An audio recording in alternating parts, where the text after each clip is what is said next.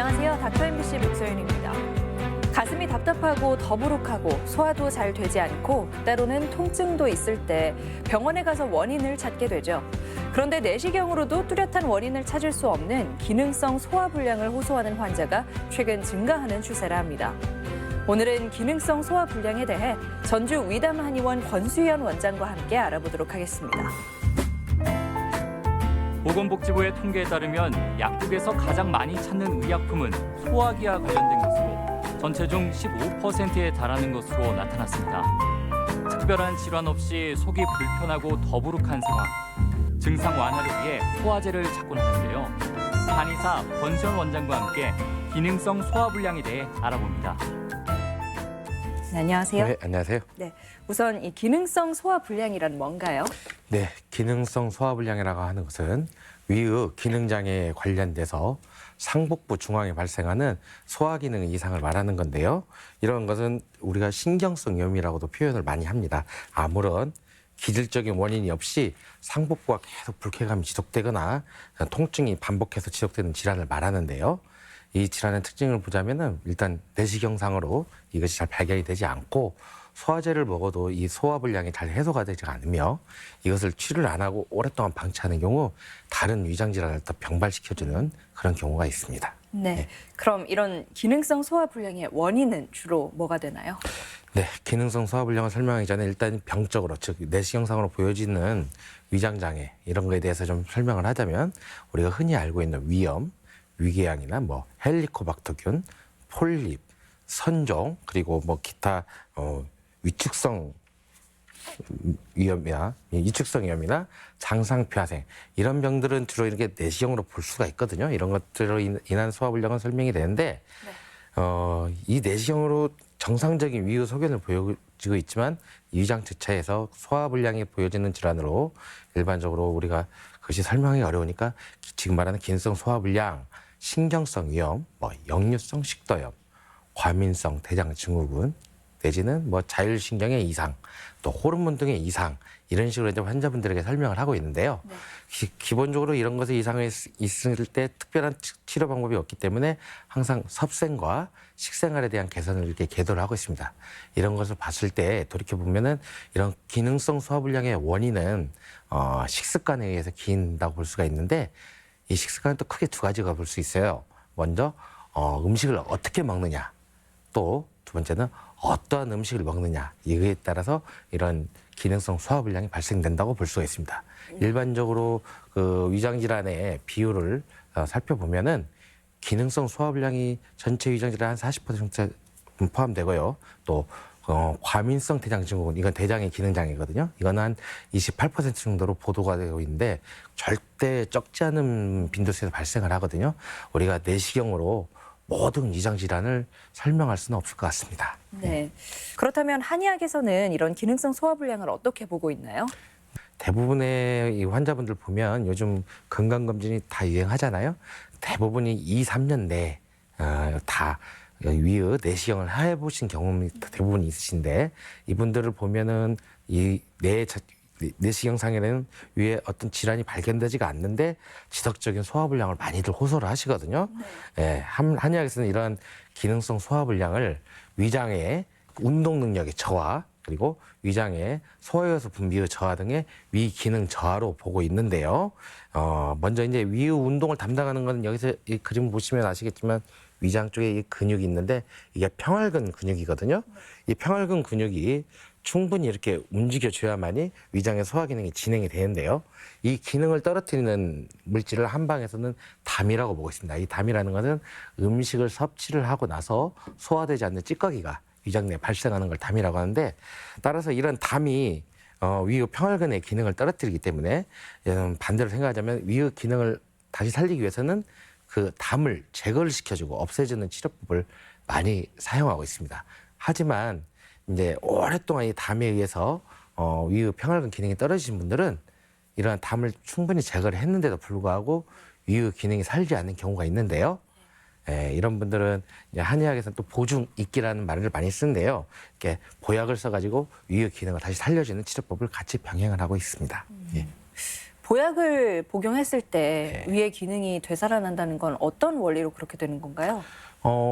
일반적으로 이제 한방에서는 귀경 이론이라는 것이 있어요. 그래서 한약이 어느 쪽으로 이렇게 잘 어떻게 이렇게 가느냐 이런 건데 한방 약 중에서 귀경이 비경, 위경, 즉 소화 기능과 관련된 쪽으로 관련된 약재를 주로 군약으로 써가지고 그에 관련된 보약을 써서 위의 기능을 올려주는 치료법을 쓰고 있는데 일반적으로 우리가 잘 알고 있는 처방이 뭐 보증기탕이라는 처방이 가장 대표적인 처방이라고 볼 수가 있습니다.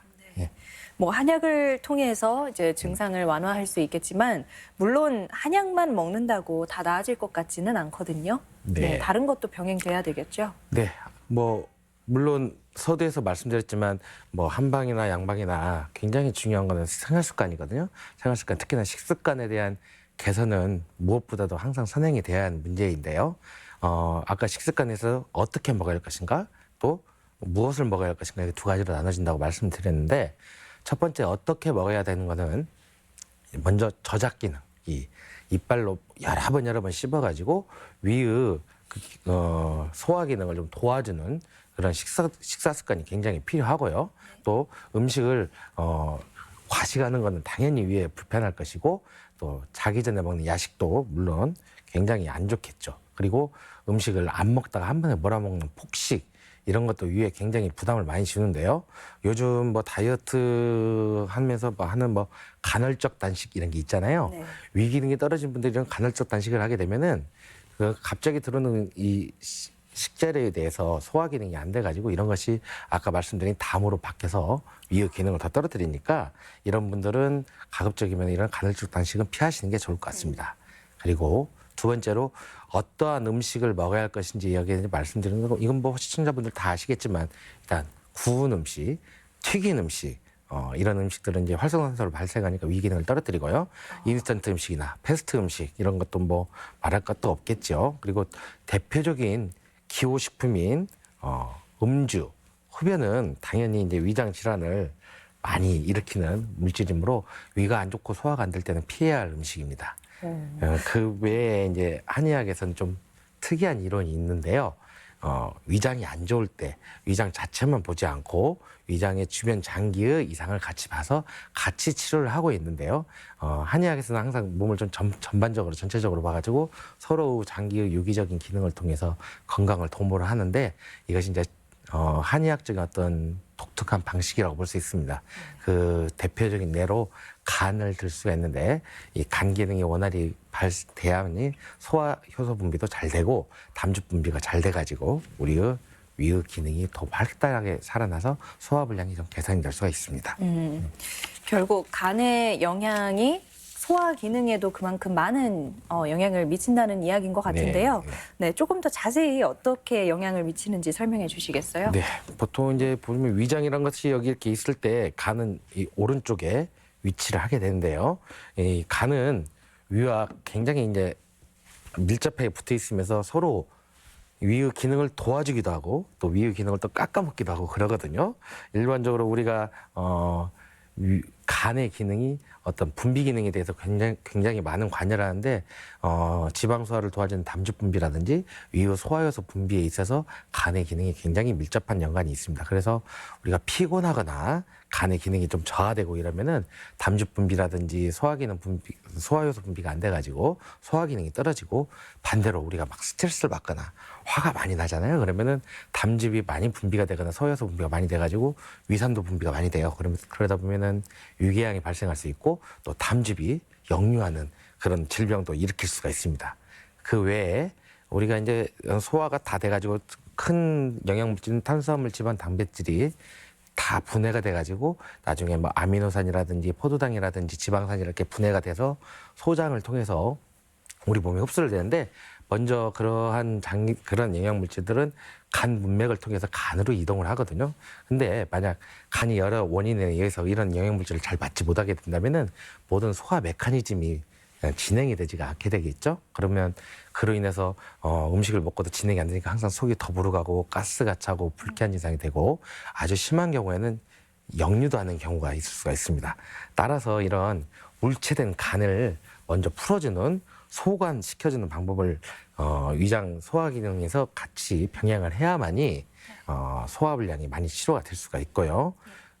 우리가 이제 소화불량이 너무너무 오래되다 보면 이제 체기라는 것이 발생을 하는데 이런 체기가 발생하신 분들도 처음 치료를 할 때 간에 있는 이 울체된 것, 여러 독소라든지 이런 것을 대소변을 통해 가지고 쭉 배출시켜주는 리버 클렌징, 간 정화요법을 통해 가지고 배출을 함으로 인해서 처음 체기의 물꼬를 터주는 그런 치료법도 많이들 사용을 하고 있습니다. 네. 지금은 간과 위의 기능과 관련한 네. 그에 대한 연관성 네. 설명해 주셨는데요. 네. 네. 그럼 이번엔 심장과는 위가 또 어떤 관련이 있나요? 네. 다시 또 보면 이제 위장이 여기 있을 때 심장은 여기 있어요. 네. 그래서 이제 한방에서는 위는 아무래도 토의 기관이고 이거는 화의 기관 이렇게 보아서 심장은 위장에 대해서 제공을 해주는 엄마 같은 그런 기능하는 장기로 보고 있는데요. 심장은 무엇보다도 일단 혈액 공급이라는 것이 그 기능의 우선인데 네. 여러 가지 뭐 스트레스라든지 극도로 예민하고 화가 나 있게 있으면 이 심장에서 위장으로 혈액 공급이 잘 되지가 않아요. 근데 이 혈액이라는 거는 모든 것을 다시 이렇게 재생시켜주는 것에 대한 그 근본 물질이 되는데요. 네. 위장도 이런 점막에 대한 재생이라든지 위장의 여러 스트레스에 대해서 자는 동안에 충분히 그것이 재생이 돼야 되는데 이런 스트레스라든지 예민해져 있으면은 위장에서 혈액 공급이 잘 안 되잖아요. 그러다 보면은 위장이 많이 재생이 되지 않고 위장 점막이 많이 얇아지는 그래서 위장 자체가 자극성 있는 음식이라든지 위산에 대해서 방어를 하지 못하는 여러 가지 질환을 일으키게 됩니다. 따라서 소화불량이 발생하고요. 그 외에 이제 우리가 너무 위축되거나 너무 이제 의기소침하게 된다면은 심장에서 혈액 공급이 부족하게 돼서 이 위장이라는 것이 위장의 빈혈 상태에 빠지거든요. 위장의 빈혈 상태가 빠지게 된다면 모든 장기도 마찬가지지만 빈혈 상태에 된다는 건 기능이 저하를 말하는 거예요. 그로 인해서 다시 또 소화불량이 일으키고 여러 가지 문제가 있을 수가 있습니다. 네. 또 이제 역으로 생각해서 이제 아무래도 자식 장기인 위가 너무 안 좋게 되면 엄마 장기인 이 심장에 영향을 미친다고 하는데 위장이 너무 소화불량이 오래오래 되게 되면은 역류성 식도염이 발생한다고 하는데요. 네. 이 역류성 식도염으로 인해 가지고 이 가슴 쪽이 굉장히 압박을 많이 받게 되거든요. 그러면 심장이 위축이 되게 돼 있어요. 심장이 위축이 되면은 꼭 혈심증 증상 같이 가슴이 답답하다든지 가슴이 아픈 증상이 생길 수가 있고요. 뭐 이유 없는 두근거림이라든지 깜짝깜짝 놀란다든지 잠을 잘 못 잔다든지 심한 경우는 뭐 우울증, 공황장애 등의 정신질환까지 이렇게 일으킬 수가 있습니다. 네. 그런 증상들이 전부 다 위에 문제가 있을 때 나타날 수 있다는 거죠. 네네. 네. 위의 기능과 신장은 어떤 관계가 있을까 네. 궁금합니다. 이제 여기서 이제 신장, 즉 콩팥이잖아요. 이제 한방에서는 콩팥은 이제 물의 장기로 보는데, 즉 몸에 아주 좋은 모든 수분 공급, 우리는 진액이라고 표현을 하는데 이 진액을 보관을 하고 모든 장기에 이렇게 제공을 하는 기능을 하는 것이 신장이라고 보고 있습니다. 따라서 이 신장 기능이 약해지는 경우 위장 쪽으로 진액 공급이 안 되는데 아까 말씀드렸지만 위장의 이 내부에 위산이라든지 각종 스트레스에 대해서 방어를 해주는 이 점막, 뮤신이라고 하는데요. 이거의 주 성분은 수분이거든요. 근데 신장에서 충분한 수분 공급이 잘 안 되는 경우 이런 점막이 얇아져서 위축성 위염, 뭐 장상폐하생 등의 여러 가지 만성 위염의 병변을 일으키는데요. 이러므로 위장의 소화기능도 떨어지고 위장이 많이 약화되는 경우를 볼 수가 있습니다. 네. 지금까지는 위와 다른 장기들이 어떤 관련성이 있는지 설명해 네. 주셨고요. 우리가 보통 소화가 잘 안 되고 네. 속이 꽉 막히는 걸 경험하면 이렇게 체한다고 표현하잖아요. 그렇죠. 네. 네. 이 체하는 것과 소화가 불량, 소화 기능이 떨어지는 것은 네. 차이가 있나요? 다른 건가요? 뭐 어떻게 보면은 체하는 것도 광의의 기능성 소화불량으로 볼 수 있지만 굳이 이제 여기서 이제 차이를 두자면 체한다. 이거는 막힐 체자를 쓰거든요. 한자로. 그런다면 여기 식도의 하부 관략근 쪽에 음식이 이렇게 탁 얹혀서 막혀서 더 이상 진행이 되지 않는 것을 체한다 이렇게 표현을 하는데요. 일반적으로 우리가 급작하게 음식을 먹었더니 과식을 하게 되면 위가 깜짝 놀라잖아요. 그래서 이렇게 막혀서 생기는 체가 있는데 이런 체는 위경련이거든요. 위경련이기 때문에 이거는 이 경직된 것을 풀어주기만 하면은 체가 쉽게 잘 내려가요. 하지만 위가 오래된 질환, 여러 가지 질환에 있어서 난 더 이상 소화를 시킬 수가 없으니까 음식을 받지 마라 하고 생겼을 때 발생하는 이 체, 요거는 이제 병적인 체기라고 하는데요. 이러한 체기는 이 위장 자체의 질환을 없애야만이 해소가 될 수가 있습니다. 근데 아까 말씀 그런 위장 질환 중에 가장 대표적인 질환이 기능성 소화불량인데요. 네. 이러한 기능성 소화불량이 계속 지속이 되면은 위장이 이 음식을 받아줄 수가 없게 되거든요. 음식이 들어와서 이것이 십이지장으로 넘어가지 않고 항상 뱃속이 거득하거나 답답하고 이런 증상이 생기는데 이제 이것이 치료가 안 되고 오랫동안 지속이 되면 위가 이제 자기를 방어하기 위해서 딱 막아주는 그 체기가 이제 발생을 하는 거죠. 네. 이러한 체기가 발생하면 이제 심한 명치 통증을 이제 호소를 하시는 거예요. 그래서 처음에 답답함에서부터 이제 통증까지 발생하는 단계가 되는데 이런 체와 소화불량은 이런 어떤 원인과 결과에 관계 있다고 볼 수가 있습니다. 네. 혹시 기능성 소화불량이신 분들은 네. 음식 섭취 없이도 체한 증상이 나타날 수 있나요?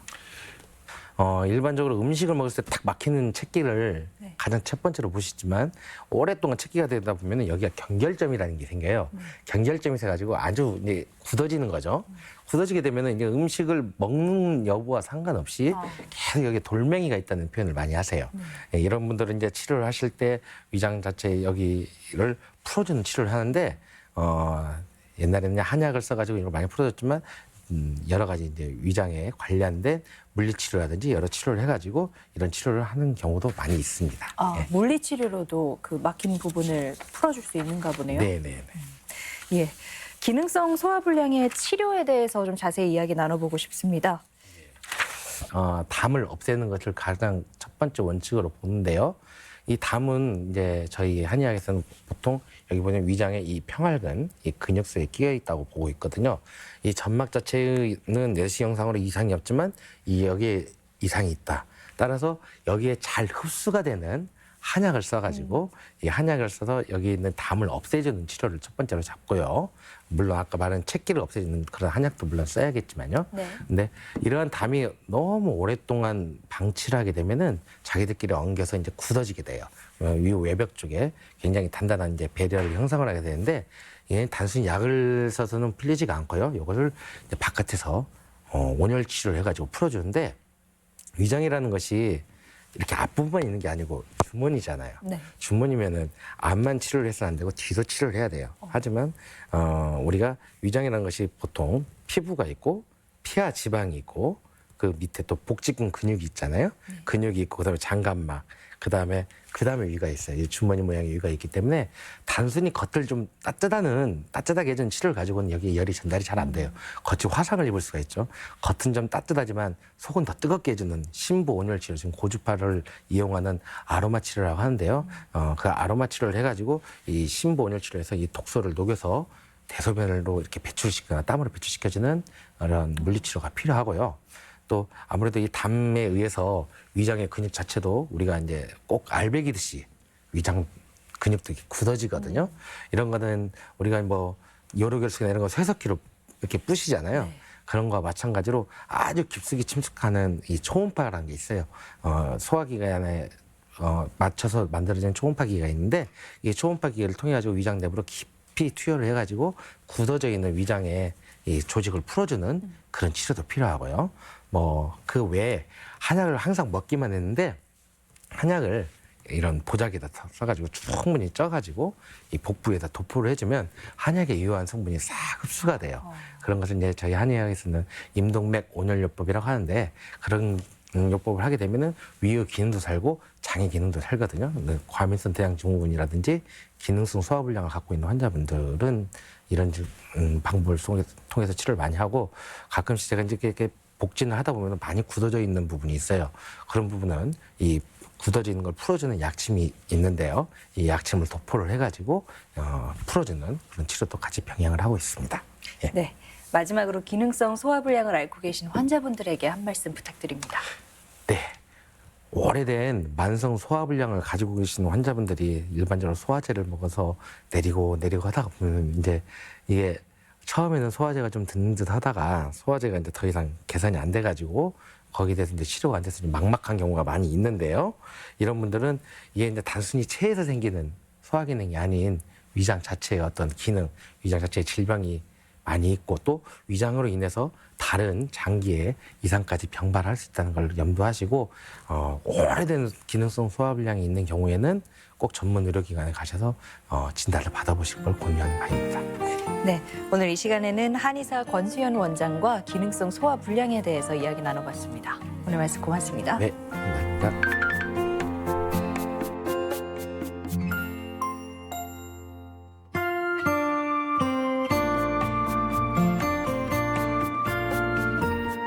봄철에는 하루 중 일교차도 심하고 어제 오늘 기온차가 급격하기도 하죠.